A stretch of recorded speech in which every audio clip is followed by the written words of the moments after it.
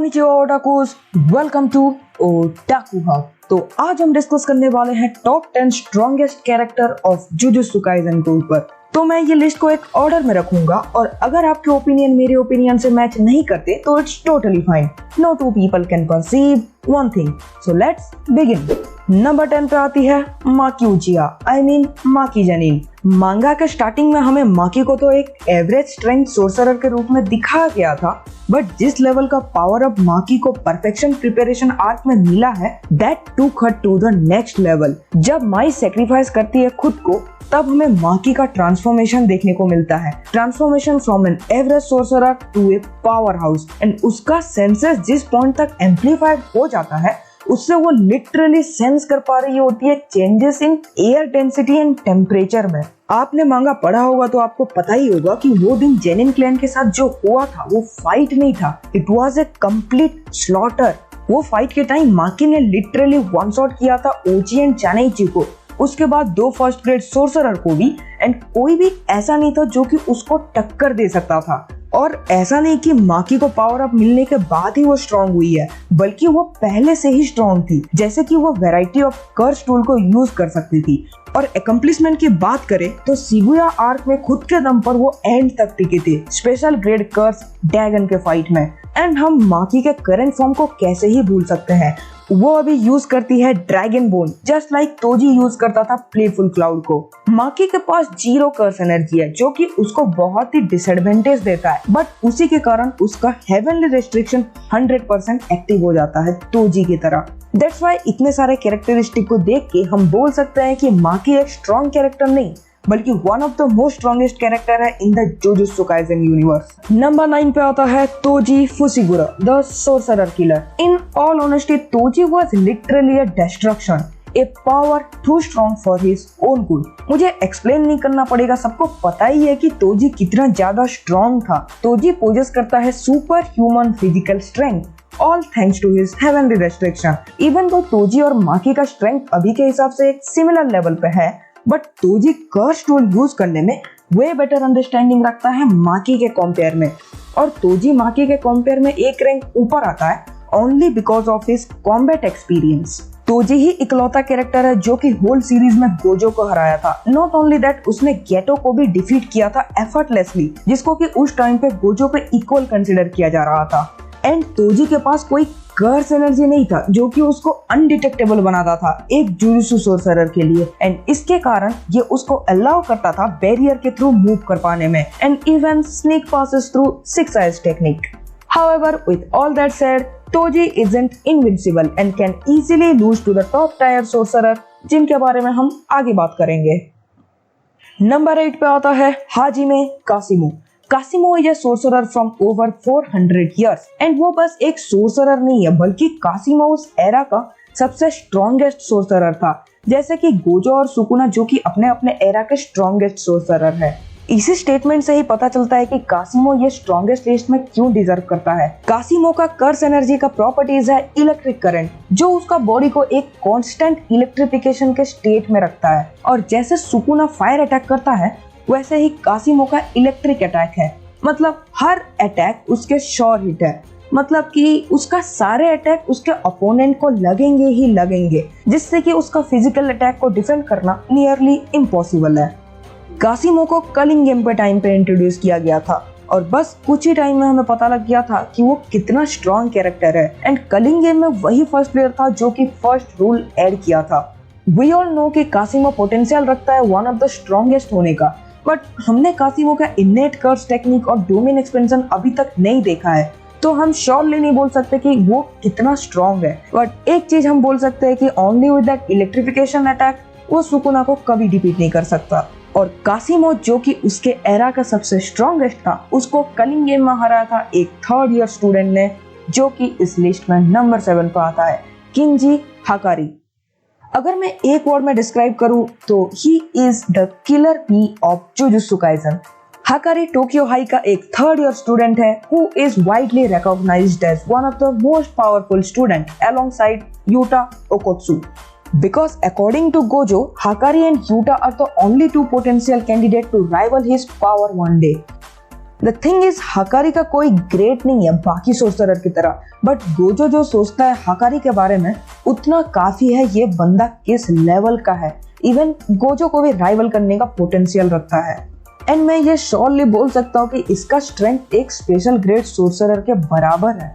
After all he did defeat Kashimo. तो ऐसा क्या है जो हकारी को इतना पावरफुल बनाता है? His domain expansion, idle, death, Gamble.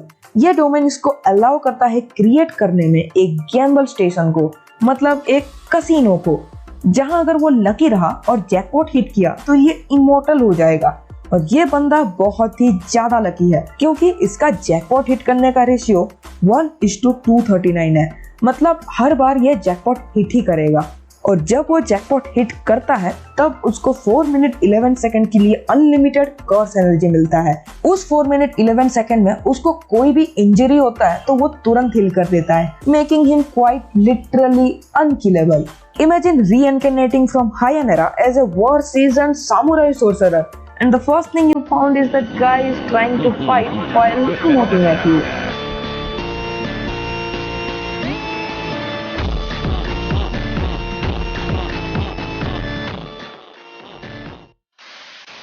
Number 6 पर आती है यूकी सुकुमो, जो कि गेटो का पर्सनैलिटी डेवलप करने में सबसे बड़ा रोल प्ले करती है and one of the 4 special grade sorcerer and the mentor of grade 1 sorcerer to-do.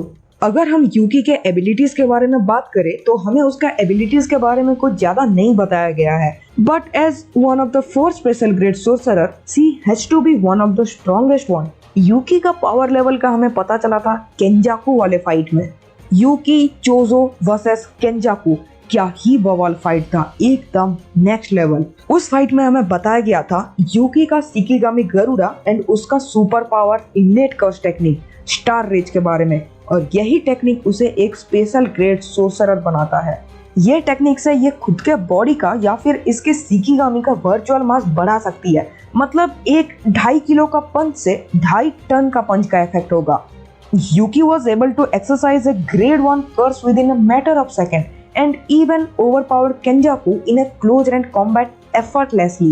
अगर यूकी और केंजाकू वाला फाइट की बात करूं तो हमें वहां पे यूकी का डोमेन एक्सपेंशन देखने को नहीं मिला। अगर वो डोमेन एक्सपेंशन यूज करती तो शायद वो डिफीट कर सकती थी केंजाकू को।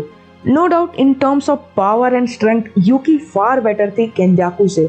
हाउएवर केंजाकू का intelligence and smartness allowed him to win over Yuki. मैं यूकी को 4 स्पेशल ग्रेड में से सबसे वीकेस्ट कंसीडर करता हूँ, सिंपली बिकॉज उस पे स्टोरी कभी फोकस ही नहीं किया अच्छे से।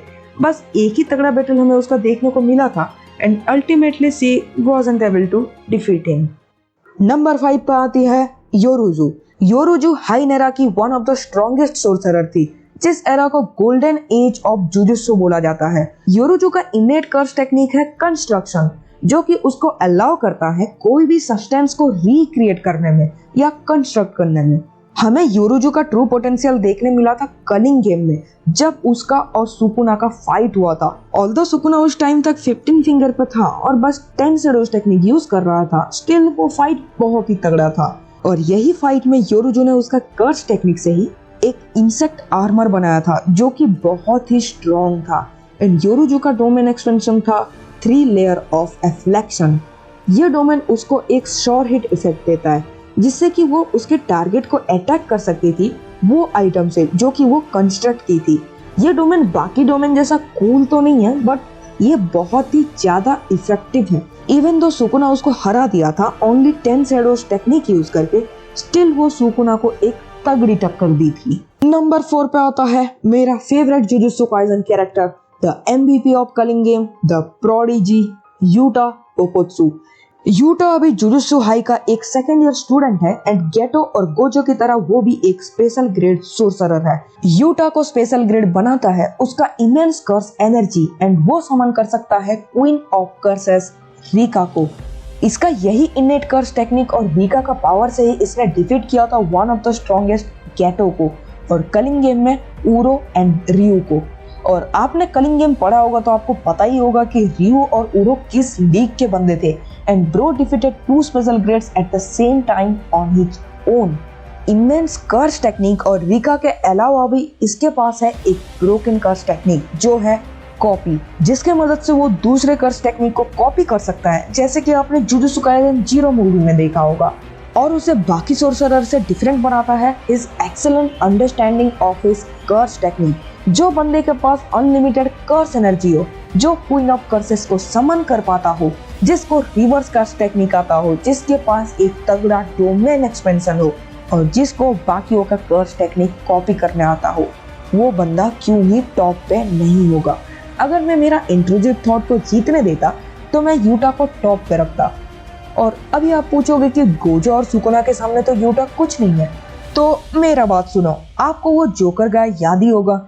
Imagine Yuta copies his technique and somehow bring out his full potential. Besides, Yuta is a distant relative of Gojo and descendant of a powerful Jujutsu sorcerer spirit, Mishizani Sugiwara, which ultimately makes him one of the strongest character in Jujutsu Kaisen. Number 3 पे आता है Kenjaku. This was pretty obvious in my opinion. Also, let's not forget he is one of the primary antagonists of Jujutsu Kaisen. So let's put some respect on his name. Kenjaku का Suido Geto एक ancient curse user है जो over 1000 years से जिंदा है उसके innate curse technique की वजह से, जो उसको अलाउ करता है ब्रेन को ट्रांसप्लांट करने में। और अभी के हिसाब से वो इनहेरिट किया है गेटो के बॉडी को और इसी के लिए वो यूज कर सकता है गेटो का कर्स टेक्निक को, जैसे कि कर्स मैनिपुलेशन एंड उजुमाकी। और सबसे ज्यादा इंटरेस्टिंग ये है कि ये एक्सट्रैक्ट कर सकता है इननेट कर्स टेक्निक को जो स्पिरिट को वो कंज्यूम करता है, तो इसके वजह से ही वो यूज कर पाता है आइडियल ट्रांसफिगरेशन को, जो कि माहितो का इननेट कर्स टेक्निक था। And all top of that वो डोमेन एक्सपेंशन भी यूज कर सकता है, जो कि दिखने में एक जायंट पिलर है कर्स स्पिरिट का। एंड हमको अभी तक ये डोमेन के बारे में कुछ ज्यादा एक्सप्लेन नहीं किया गया है। एंड जब जुजुत्सु एंड कर्सेस का बात आता है तो केंजाकू काफी नॉलेजेबल है। एंड केंजाकू को सबसे ज्यादा स्ट्रॉन्गेस्ट उसका कोई पावर या कर्स टेक्निक नहीं, उसका इंटेलेक्ट बनाता है, just like Aizen from Bleach. क्योंकि entire Shibuya incident Culling Game सब इसी के वजह से स्टार्ट हुआ था। While Kenjaku is certainly not the strongest, he is among the very best Jujutsu sorcerer to have been introduced in the series. मैं number 1 और 2 बताने से पहले आपको ये बता देता हूँ कि इसका स्क्रिप्ट मैंने पहले ही लिख लिया था और मुझे 1v3 फाइट के बाद कुछ सोचना ही नहीं पड़ा कि सबसे स्ट्रॉन्गेस्ट कौन है। But after reading chapter 236, I have no damn choice and the winner of the strongest is Sukuna. I know बहुत लोग बोलेंगे कि सुकुना अगर मेगुमी का 10 शैडोज यूज ना करता तो गोजो इजीली डिफीट कर देता, बट चैप्टर 236 में जब गेटो ने गोजो को पूछा कि किंग ऑफ कर्सेस कैसा था, गोजो ने खुद कहा कि Sukuna was strong and he didn't even go all out against him to defeat him. Gojo further revealed that even if Sukuna didn't have the Megumi's curse technique, he is not sure that he can win against Sukuna. तो इसी के साथ अपने second position पर आता है the honoured one, strongest sorcerer of the era, Gojo Satoru. जब Gojo पैदा हुआ था तब बोला गया था कि the balance of the world was altered. वो ऐसा सोर्सरर था जो कि पैदा हुआ था both limitless and 6 eyes technique के साथ, जो कि स्टोरी के हिसाब से सबसे स्ट्रॉन्गेस्ट कॉम्बिनेशन ऑफ टेक्निक है। लिमिटलेस कर्स टेक्निक की वजह से गोजो को लिमिटलेस कर्स एनर्जी मिलती है और वो अपनी पावर को किसी भी हद तक बढ़ा सकता है। ऑल्दो गोजो के पास बहुत सारे कूल एबिलिटीज हैं, but the most impressive one is infinity, जिसके लिए कोई भी एनिमी उसे लिटरली छू तक नहीं सकता अनटिल अनलेस कोई उस स्पेस को ही ना काट दे, just like Yami's dimension slash. And like other top tier sorcerer, Gojo भी पोजेस करता है one of the powerful domain expansion, infinite void. इस डोमेन एक्सपेंशन में वो उसके अपोनेंट को ट्रैप कर देता है एक इन्फिनाइट फ्लो में, making them unable to think और मूव।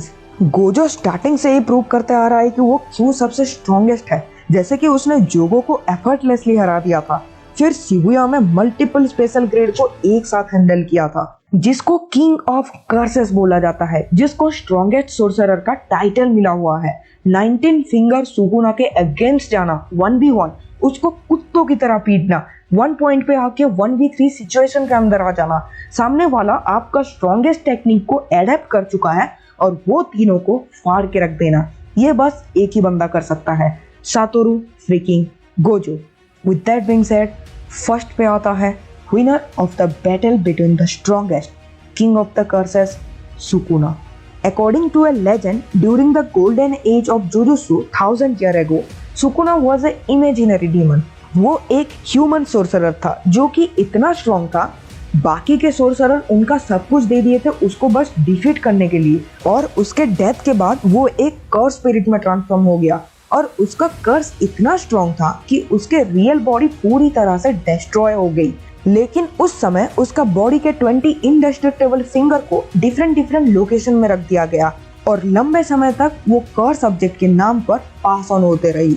और सुकुना का अपीयरेंस के बारे में बात करें तो हमें बताया गया था कि उसका 4 हाथ और 2 सर है। सुकुना के बारे में हम अब भी बहुत कुछ नहीं जानते, इवन उसका इनेट कर्स टेक्निक भी हम नहीं जानते। However, we did get to see his domain expansion, Malevolent Shrine, जो कि दिखने में एक बुद्धा श्राइन की तरह है, डेकोरेटेड विद स्कल्स, और उसके डोमेन एक्सपेंशन के अंदर उसके अपोनेंट को रेलेंटलेसली स्लैशेस होते हैं over and over again and again. Sukuna का पावर लेवल हम पहले एपिसोड से ही देखते आए हैं एंड कई सारे कूल फाइट्स भी, एंड सबसे इम्प्रेसिव था अभी गोजो वर्सेस सुकुना वाला फाइट। हमें ये फाइट में ये तो दिखा कि गोजो ओवर पावर कर रहा था सुकुना को, 2-3 बार उसका डोमेन भी डिस्ट्रॉय कर दिया था, स्टिल हमें सुकुना का फुल पोटेंशियल नहीं देखने मिला। अगर ये फाइट आप अच्छे से पढ़ोगे तो सुकुना माहोरागा को एक टूल की तरह यूज कर रहा था to create a blueprint of infinity, और माहोरागा को ही देख के उसने उसका स्लैशिंग टेक्निक को अपग्रेड किया क्योंकि उसने देखा कि माहोरागा का स्लैशिंग टेक्निक इफेक्टिव था क्योंकि वो स्पेस को काट रहा था, जैसे कि मैंने एग्जांपल दिया था यामी का डायमेंशन स्लैश, एंड यही स्लैश से सुकुना ने गोजो का इंफिनिटी को बाईपास करके गोजो को डिफीट किया, and the battle between the strongest ends. 今でも青が澄んでいる今でも青は澄んでいる